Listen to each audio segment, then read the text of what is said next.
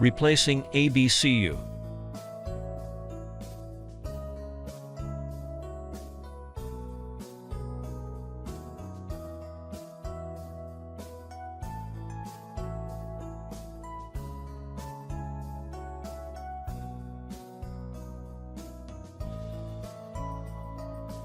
Remove the RCM maintenance compartment cover.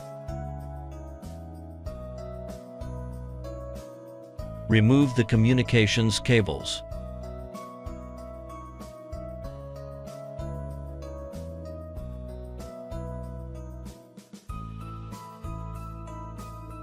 Remove the faulty BCU.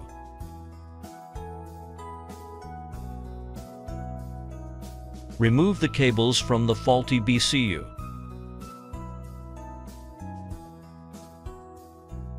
Connect the cables to a new BCU based on the cable labels.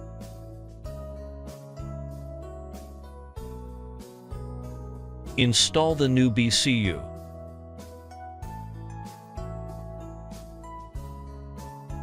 Connect the cables based on the labels.